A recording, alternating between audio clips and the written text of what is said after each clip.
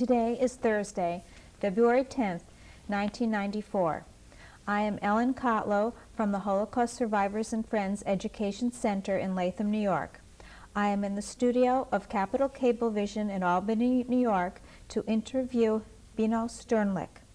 With me in the studio are Director Henry Scoburn, producer Mary Alice Mulgard from the College of St. Rose, and production assistants Ken Michaud and Lauren Fisher. Welcome, Mr. Sternlicht. Please tell us your name, the date of your birth, and the city and country in which you were born. Beno Sternlicht, born at Nowy-Sacz, Poland, 1928.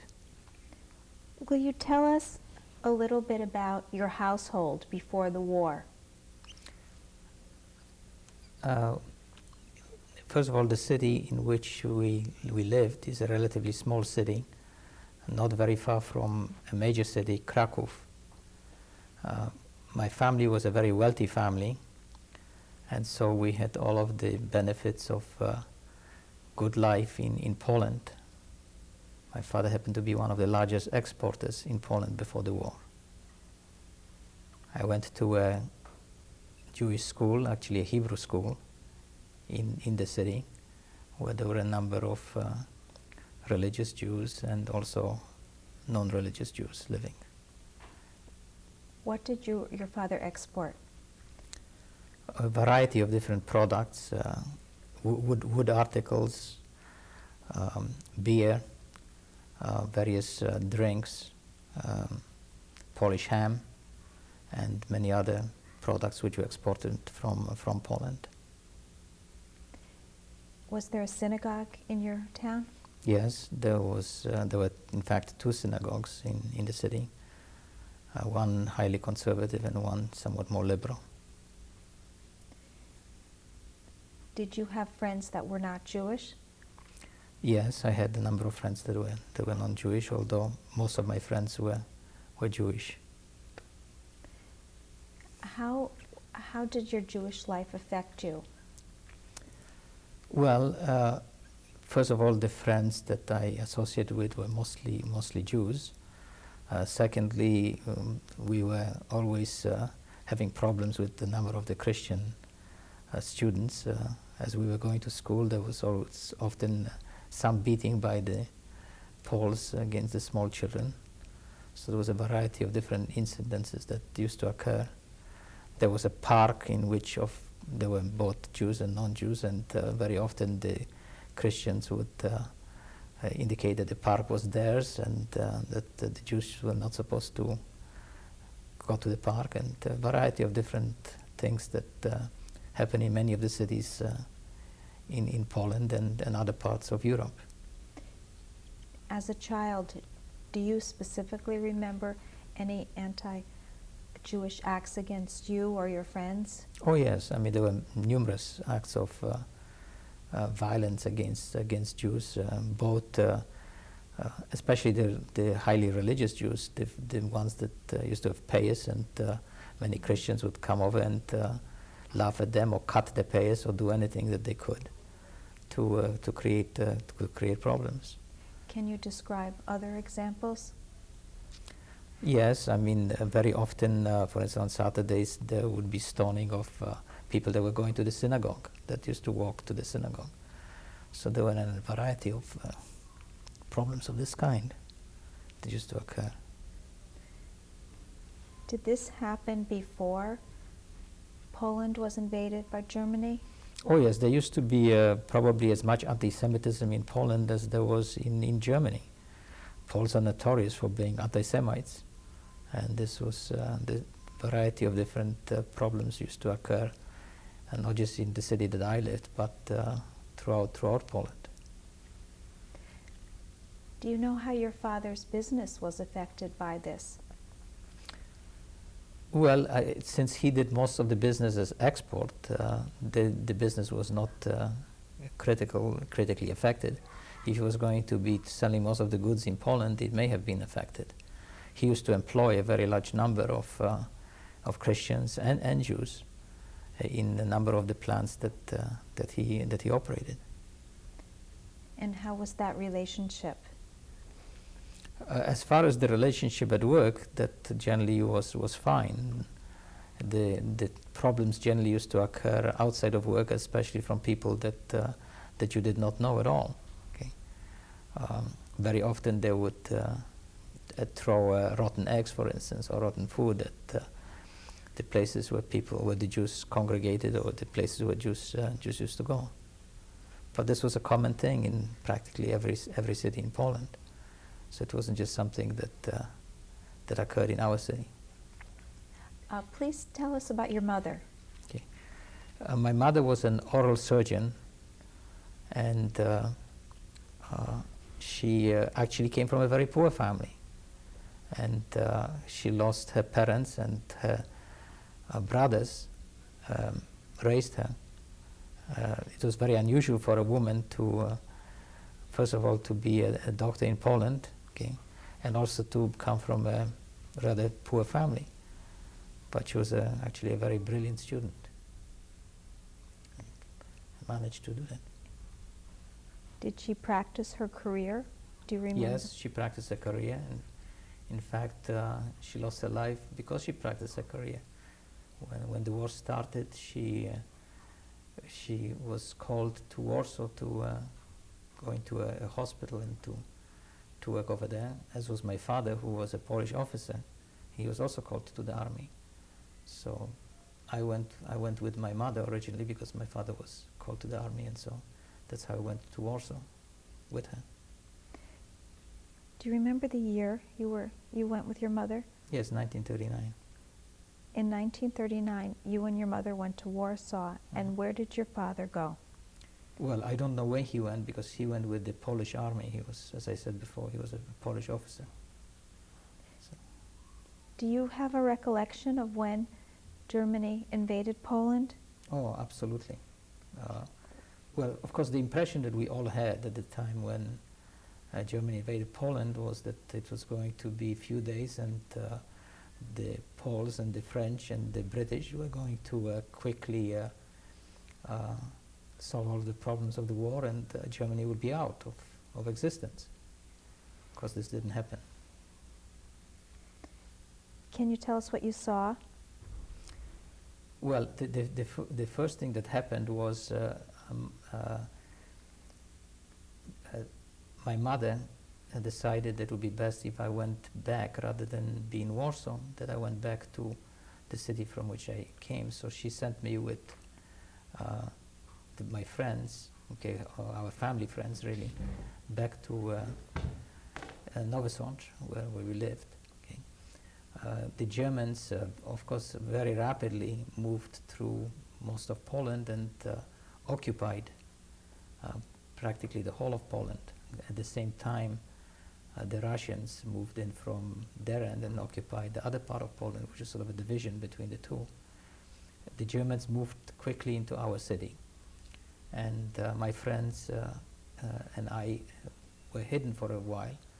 And then afterwards the Germans came in, and I remember as a child they beat me up because they wanted to know where were the various parts of my father's factory. Because one of the things that was instructed to the owners of the factories is to take critical parts and to hide them.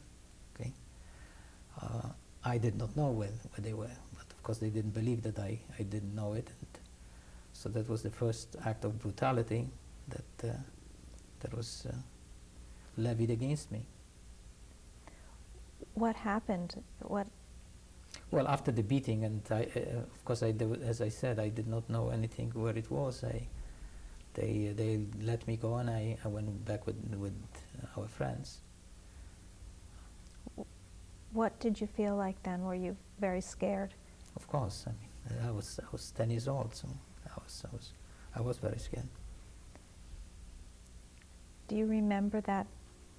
How you felt? Oh yes, I remember very well how I felt. Scared. After the beating, and you went back with your friends, what did you tell your friends? Well, they saw me beaten. I mean, my head was very large from the beating and from the crying and from everything else that could happen. The next thing that happened was actually some of my friends were beaten also. Okay. The Poles, by the way, at the same time were doing approximately the same thing what the Germans were doing. They also, this was an opportunity for them to be beating the people that were the Jews living in the city. Most of the religious Jews shaved their heads so that they wouldn't be considered, as the religious Jews, because they were afraid either of the Poles or of the Germans. When the Germans found you, where were you living? I was living with our friends in Nowy-Sacz. Were you in hiding then? Yes, we were in hiding. Do you know how the Germans found out where you were? I don't know exactly how they found out, but they either found out from the Poles or they found out from some of the other Germans that were there, and in some cases even the Jews unfortunately brought out Jews. How long were you in hiding? About between 2 weeks and 3 weeks. Can you describe your day-to-day existence while you were hiding? Well, when we were hiding, we were just, during the night, somebody would go out and get the food for us, and then we would get the food for the next few days. And when I say get the food, I mean generally you had to pay through your nose to get the food, because the Poles were eager to make as much money as they could. So, I mean, food became at a premium. Okay. Sometimes you bartered, you exchanged certain things for the food. So anybody that, for instance, had any jewelry or, in some cases, clothes, that was generally bartered. What would happen to a Jewish person out if the Germans saw that person out? Well, it depended whether they knew, first of all, that he was a Jew, and also depended largely on what was the attitude of the Germans in that particular city. In the city that I was, there were, as I mentioned before, there were a very large number of very religious Jews, Orthodox Jews, and those suffered the most. Okay. They were both humiliated and they were beaten, and they were their heads, as I mentioned before, were shaven. Okay. So they were the ones that suffered, but they suffered by the hands of the Poles, and they suffered by the hands of the Germans. This was an opportunity for the Poles to really show and prove the total inborn anti-Semitism and inbred anti-Semitism. Who was hiding with you? Can you describe the people? Well, there were two other children. One was older than I, and the girl was considerably younger. And there was the parents of these two children, and then there was one other lady that was some form of relative. I don't remember whether she was an aunt or whether she was a cousin. Do you remember their names? Well, I remember the girl's name. The girl's name was Ella, okay? And the boy was, if I remember correctly, was Oscar. So those were the names of the children. This particular family then actually helped me and the children to escape from the Germans with some bribery to that part of Poland which was occupied by the Russians. That's how we managed to get out of Poland. Will you describe that, please? Well, very quickly it became sort of apparent that the life of the Jews, at least in our city, was going to be exterminated, or something is going to happen. And so different people were trying to find ways of getting out from that particular city to some other cities. And the rumors started flying rapidly that the best thing to do is to go to Romania, to try to get to Romania. Well, in order to get to Romania, one had to go through that part of Poland which was occupied by the Russians. Okay. And they decided that we ought to go, and they were willing to take me with them. And so one night we decided to do that, and we managed to pay for train transportation from one city to another, and then afterwards actually a truck was the one that brought us to that part of the river which was separating the Russians from the Germans. That was near a city called Ruvno, and we managed to get across the border to Ruvno, and Ruvno was part of the Russian occupation. And by strictly a coincidence, I found my father in Ruvno. It was just luck. If we can back up a minute, what was it like when you knew you were going to leave this hiding place? What did you feel like? Oh, I was very eager to get out of the place. First of all, I remembered the beating, and secondly, I didn't have my father, I didn't have my mother, and I was 10 years old, so I was very eager to go any place, and the family considered me as part of the family. My parents and those people were very close friends in Poland. They knew each other. How was communication done among the other Jews in the town? Well, a variety of ways the communication was done. People would, as I mentioned before, people at night, for instance, would go to different places where they knew that there was a family of Jews, and news traveled very rapidly from one family to another. That was one. There was also the underground created itself very, very rapidly, and there was, if I remember correctly, there was some form of a one-page, almost like a newsletter, which indicated what's happening in this part of Poland and what's happening in some other part of Poland, and what the Germans are doing here and what the Germans are doing there, and also what that many people are moving to Russia. The very religious Jews, they did not want to move. They didn't believe any of it, what was happening. The ones that managed to get to Russia were the ones that escaped. If those people didn't go to Russia, probably many more Jews would have been killed during the Holocaust if they remained in the German part of the occupied Poland. When you were still in hiding, you said the underground. Can you describe what that was like? Well, in the underground, generally there were younger people, and there were both men and women that were part of the underground. There was constantly the feeling that the Germans were going to be beaten, that the British were going to start, attacking, or the French were going to start attacking, and that it's just a matter of time.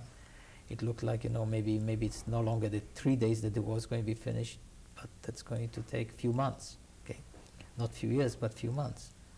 So there was a lot of communication, and they immediately started building up a sort of a partisan party to try to help, to try to provide routes of escape from the various little cities where there was a relatively large population of Jews. The Germans started very quickly to organize and to start immediately certain camps. In our city, the camp wasn't formed yet, but in a city very close to us, a camp was already formed where the Jews were driven to be all together, and then moved to various other larger camps. So it was just there was a communication, there was a lot of confusion going on at the time, because everybody was sort of waiting that something is going to happen. Was there a feeling among the Jews that were still in this town that something horrible would eventually happen? No. There was never a belief, okay, that any major atrocity was going to happen. The feeling was, well, you are occupied, you may be beaten, and things of this kind, but in general, you are not going to be put into any extermination camps or anything of this kind. I mean, nobody could have even imagined that would happen. And the only people that started moving and leaving the cities were generally the richer people, the people that have read or heard what was happening really in Germany, that were pushing harder moving. The poorer people and the more religious people generally didn't want to move. They didn't want to leave their homes. They didn't want to leave their families, their friends, and anybody else. So they would stay. The younger people, many of the younger people, were already in the army, in the Polish army, because Poland had the universal military training. So they were already taken into the army, and so generally the people that were not in the army were either the older people, the children, okay, and women. While your father was in the army, who was running the factory? The factory was closed. See, one of the things that happened just before the war is that the Poles wanted to close most of the factories, remove some of the critical components in the machinery, because they felt, once we do that, there will be no production. There will be sort of chaos. And in few months or weeks, they will come back and reopen all of the factories. Everything will be okay, and the war will have ended. And that will be the end of the war. There was never a belief that, first of all, that Germany was as powerful militarily as they were, and there was never a feeling that the war was going to last for an extended period of time. First there was sort of a feeling 2 or 3 days, then there was a feeling of weeks, then it turned to be a feeling of months, but never years. And nobody ever believed that there would be the atrocity that really has occurred. While you were in hiding, was your mother still in Warsaw? Yeah, my mother was in Warsaw, and she was in the Polish ghetto. I did quite a bit of tracing, especially lately, because for a variety of reasons I couldn't do it before. Like, the situation was very painful. And she was actually involved in the Warsaw ghetto. There was a very strong medical group, and she was involved, and she perished there. Do you know what happened? Well, I don't know the details. Did she practice her? Yes. Her yes. But oral surgery? Yeah, but the Warsaw ghetto, as you know, was a major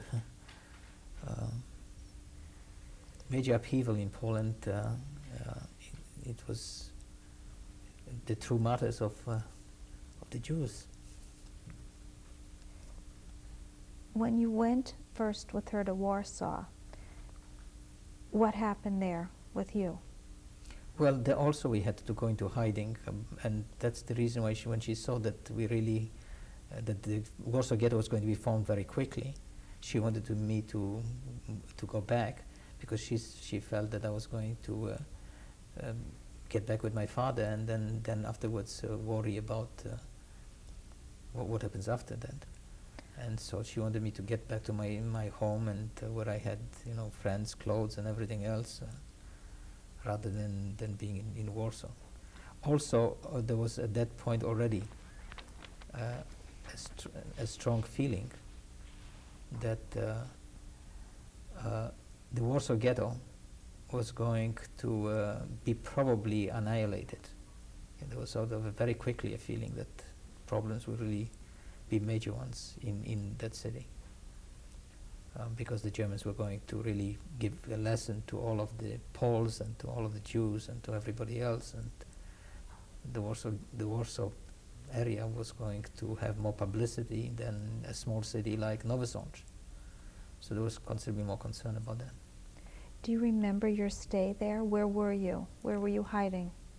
Well, in that particular case, we were hiding in one of the buildings, which was a small factory. People were hiding all over in different locations in Warsaw. Do you remember when your mother told you that she was staying and you were going to go back home? Yes. I didn't want to go. If I would have stayed, I may have not been here. Why did she choose to stay there? Well, I guess she, first of all, she had a lot of friends. She was educated in Warsaw. And secondly, she felt an obligation and responsibility. As a professional person in the medical field, she felt that she needs to provide the help that people needed. In the case of my father, I mean, he happened to be a soldier. I mean, because of the universal military training, he had to go to war whether he liked it or not. But in her case, it was mostly through her education that she felt that she had a moral obligation to help. And at that, initially, it was not just help for the Jews. It was help for any Pole or anybody that was wounded or that needed help. Warsaw was one of the main cities that was very badly bombed when the war started. Krakow, which was very close to where we were, was not bombed at all. Also, it so happens that Krakow and Nowy-Sacz and that whole area at one time used to be Austrian. And so that whole region, the Germans felt more sympathetic to than Warsaw. Also, they wanted to get all of the publicity that they could by telling the world what they can do. So there was much more damage, bombing, and many more people were killed at the early stages of the war in Warsaw than in any of the other cities of Poland. What was it like when you said goodbye to your mother? Very, very painful.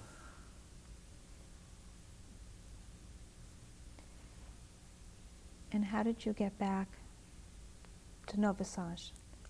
Well, my friends, my family's friends, took me to Nowy-Sacz. We went in that particular time partly by train and partly by horse and buggy to the city, and then from there to this others, eventually to Ruvno, where, as I mentioned, I met my father just by leaving on a tree.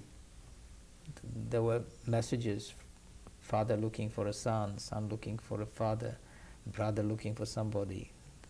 Messages all over the place. And my father, and by that time, he threw away his uniform and everything else because the Russians have occupied, and everybody was afraid that now the Russians were going to do something to the Polish military people. He or somebody told him about this message on the tree that our friends left, and we managed to get together before we were sent to Siberia.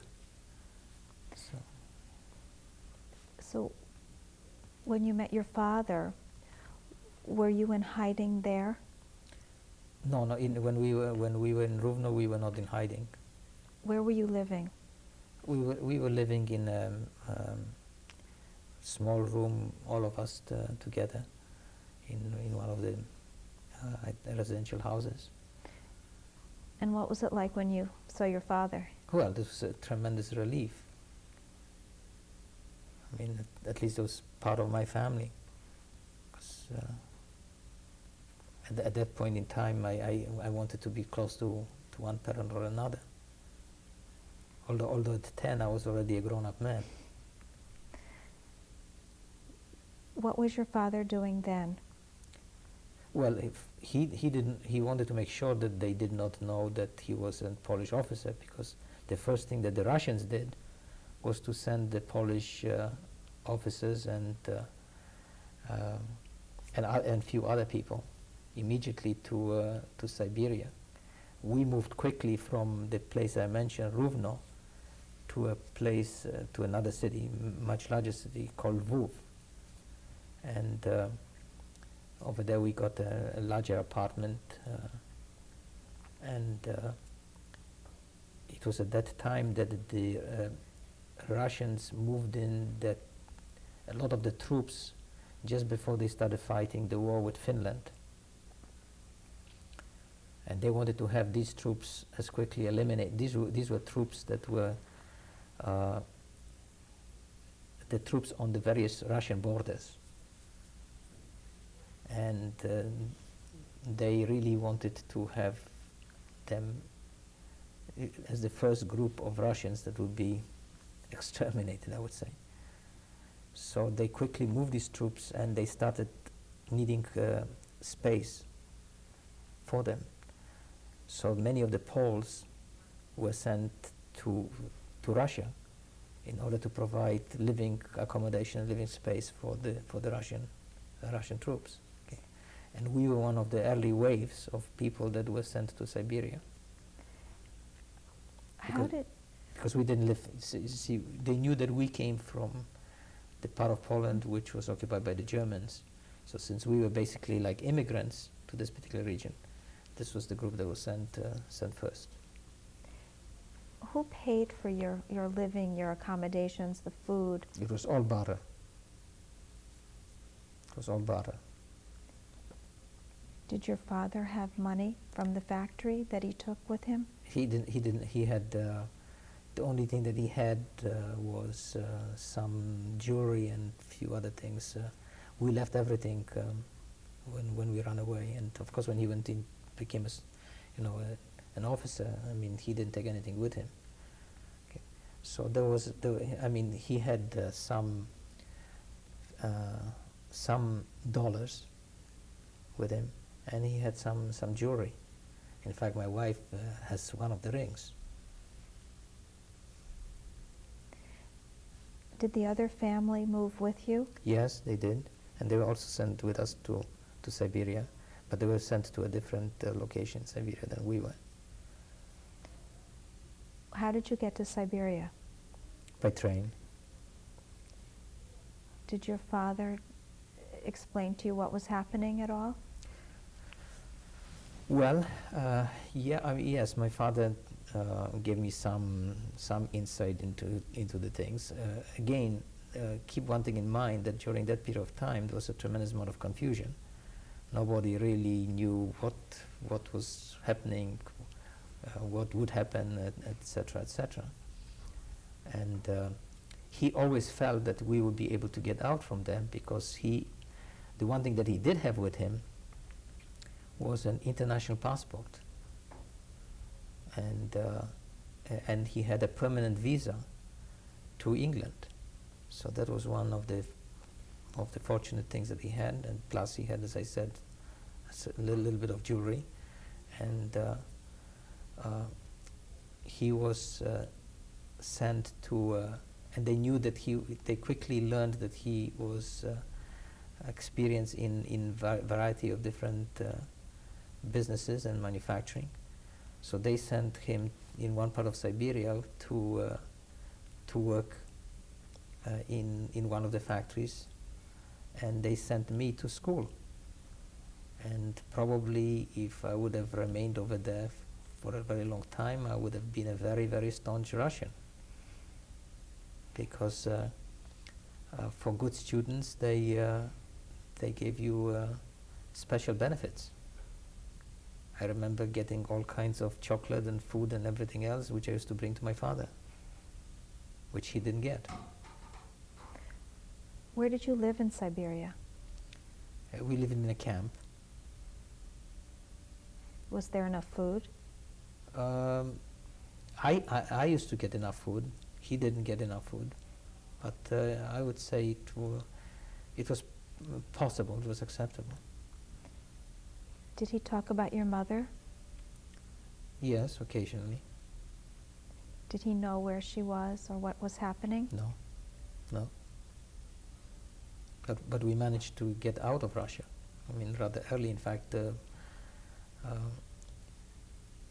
the Jews that managed to get to Russia, most of them were saved, and many of them managed to get to different parts of the world. There was a group of Jews through Russia that managed to get to Japan. There was another group of Jews through Russia that managed to get to China.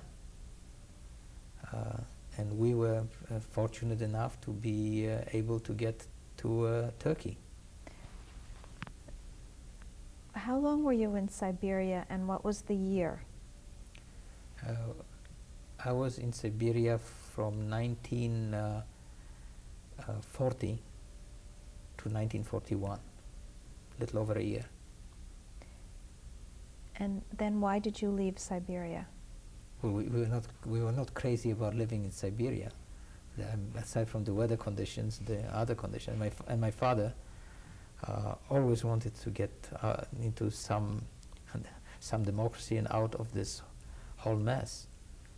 And through some bribery, we managed to get to from Siberia to Odessa, and then again through some other bribery, we were able to get from Odessa to Istanbul, to Turkey.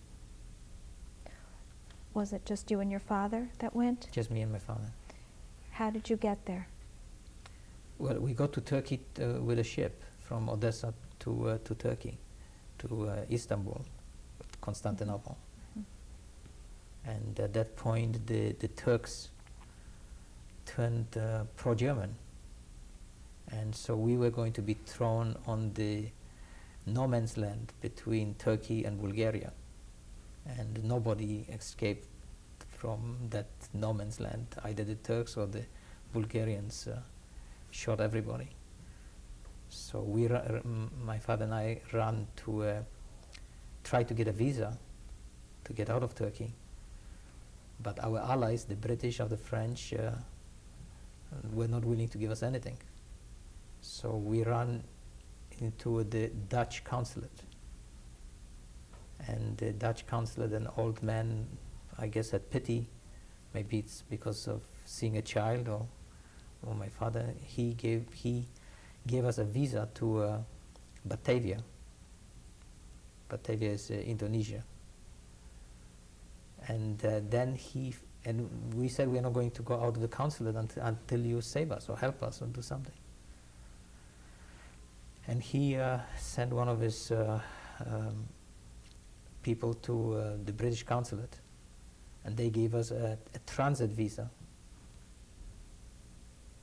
And what happened next is we managed to get a ship, cargo ship, with goats and sheep and everything else, and they were willing to take us illegally to Palestine. And so we came in illegally to Palestine. And unfortunately, we were caught in going illegally to Palestine, and so we were put in a British jail in Palestine. As a child, you were put in jail? Mm-hmm. And the jail is still there. I mean, it's a police station today. It's in the jail in Jaffa. What was that like? Almost as bad as Siberia, or almost as bad as under the Germans. Can you describe it, the conditions? Well, it was a relatively small jail, and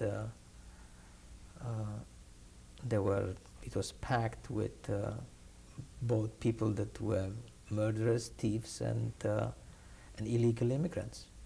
So we were like sardines in that particular little jail. And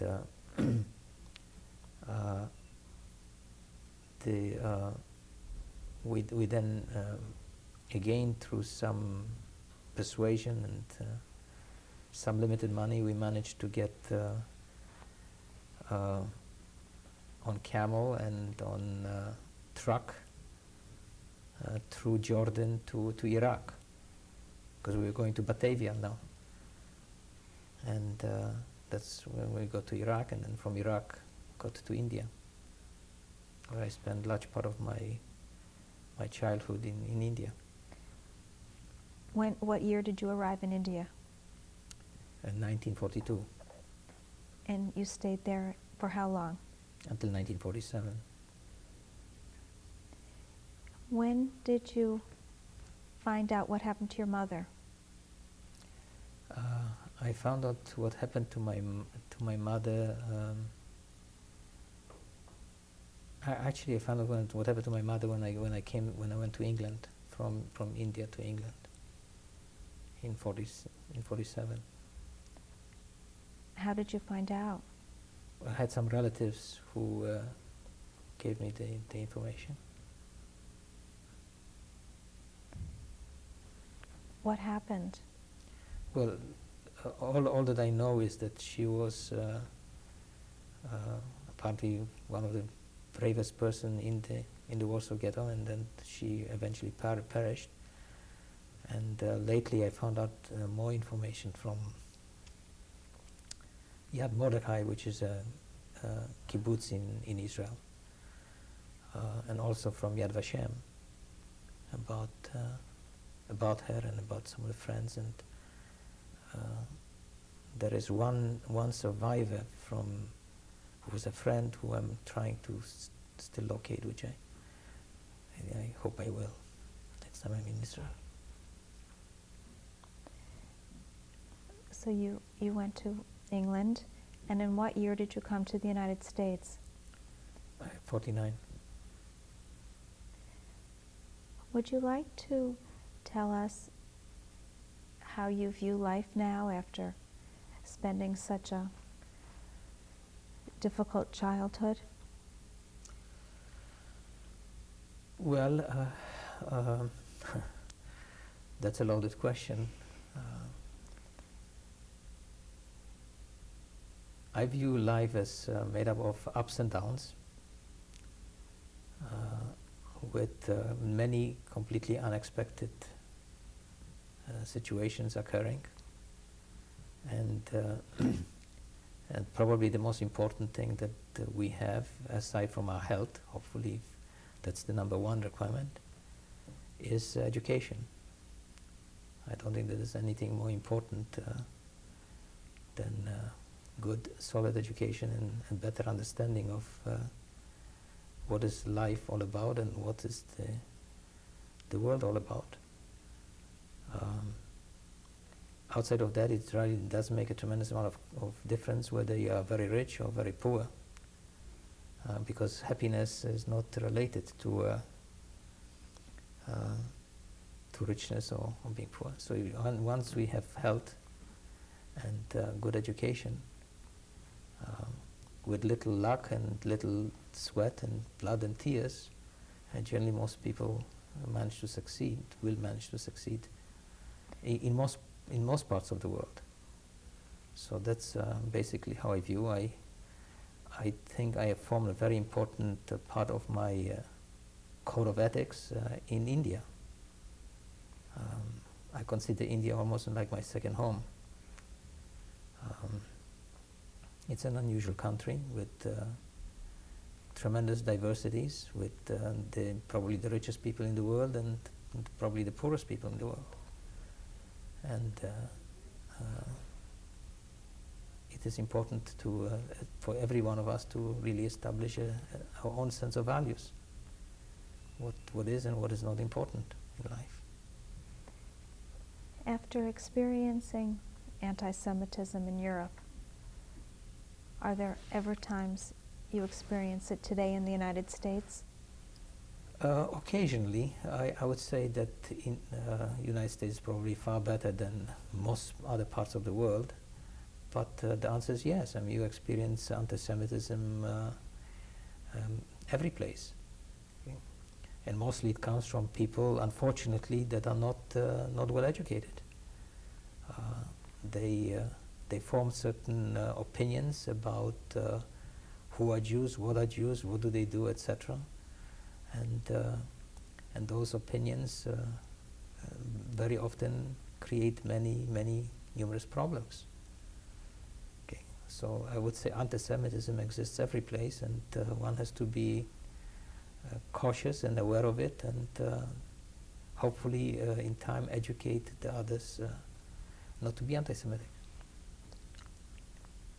I have an experience that I would like to convey to you, which occurred to me just about 2 hours ago. I happen to be a trustee of a trust of a Methodist minister who passed away just a few years ago over here in Albany, Reverend Nida. He was the superintendent of all of the Methodist churches in Poland. And he escaped actually from Poland when the communist regime came into power. This particular trust has got quite a bit of money that is donating to the Methodist churches in Poland. It so happened that today we had a trustee meeting where the superintendent from the Methodist Church in Poland arrived for this meeting. Okay, and his role in general is to describe what is going on in the church and to ask for some additional money. So there were a number of the American people on the trust, and this superintendent and myself. Okay. During the presentation, after he gave it to us, his comment was, "Please don't be a Jew, and give us enough of the money." Okay. At which point I stepped out and made sure that he understood, first of all, that he was talking to a Jew, okay, and that I will do everything in my power so that he doesn't get the money. So when you talk about anti-Semitism, here is educated, a superintendent of a Methodist church in Poland, interested obviously in getting some money. Okay, obviously his education hasn't been the greatest. Okay, there are somewhere between 4 and maximum 5,000 Jews in Poland, but there's still serious anti-Semitism, which I don't think is going to change unless they really get better education. Now, this was the experience of today. Of course, he was embarrassed by this when I told him that I was a Jew, and the other people in the room were also embarrassed by this. But this is the episode of today. With a little time left, what message would you like to leave your children? Well, about 6 years ago, we took our son to see Auschwitz, and he was at that time 10. We planned to take him again, the same way as we plan to take even the younger one to the Holocaust Museum in Washington. The message that the main message that I want to leave is that these atrocities are happening today in Bosnia, that this is not just something that has happened only to the Jews. Okay? The Holocaust obviously is one of the greatest atrocities that it's almost unimaginable that something like that could have happened, okay, in so-called modern educated society like the Germans. Okay? So the message that I would like to leave to my children is to make sure that they understand, first of all, that they are Jews, that they are going to remain Jews, okay, and that their forefathers have suffered, that they may suffer, okay, but at the same time that they have to have a liberal attitude and not just help the Jews, but to help others to understand these problems associated with extermination and killings and various acts of unimaginable complexity that has occurred in those parts of the world, and that they could occur again, and hopefully be watchful that we don't have similar kind of a problem in the United States or any other part of the world. It's the other thing I want to make sure that they understand is that they must protect and ensure that we have freedom and peace in Israel, because that is maybe one of the homes that they may have to immigrate in case they've got problems someplace else. I'm always ready with a bag to move to wherever I have to. That's another thing I've learned. Is there anything else you'd like to say? Well, I think the program that you are doing is probably a very emotional and difficult program for many of us. I hope that's going to be helpful to other people that will look and see and hear what various people have gone through, and that's going to educate people.